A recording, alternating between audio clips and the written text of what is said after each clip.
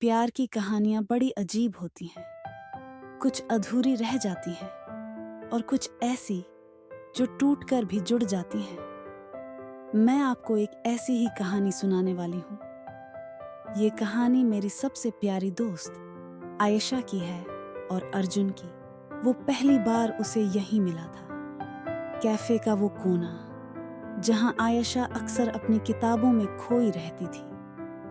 अर्जुन ने जब उसे पहली बार देखा, उसकी मुस्कान जैसे ठहर गई। लेकिन आयशा को अर्जुन की मौजूदगी का पता तक नहीं था। उनकी असली बात यहीं से शुरू हुई। अर्जुन ने आखिरकार हिम्मत जुटाई और आयशा से बात करने गया। तुम हर बार यहीं बैठती हो? बास्केटबॉल पसंद है?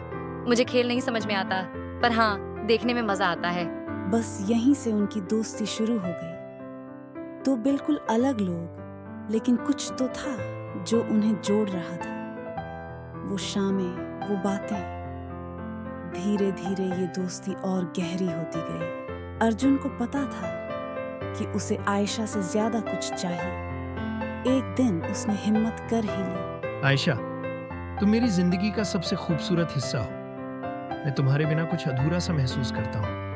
क्या तुम मेरे साथ रहोगी हमेशा के लिए? उस दिन अर्जुन का सपना सच हो गया।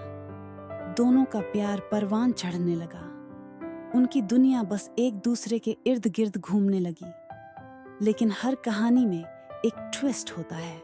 उनकी खुशियों को किसी की नजर लग गई। छोटे छोटे झगड़े बड़े बनने लगे और एक दिन वो पल आ गया जिसे कोई नहीं चाहता। अर्जुन, शायद हमें कुछ समय के लिए अलग हो जाना चाहिए। मैं अब और ये नहीं कर सकती। दोनों के रास्ते अलग हो गए। वो प्यार जो कभी उनकी ताकत था, अब उन्हें तोड़ रहा था। लेकिन सच्चा प्यार कभी खत्म नहीं होता। एक दिन आयशा वापस आई। तुम अब भी खेल रहे हो? आयशा, तुम? शायद हमें फिर से कोशिश करनी चाहिए।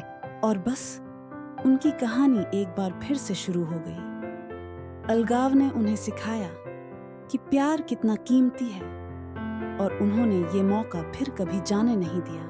आयशा और अर्जुन की कहानी हमें सिखाती है कि अगर प्यार सच्चा हो तो वो कभी खत्म नहीं होता।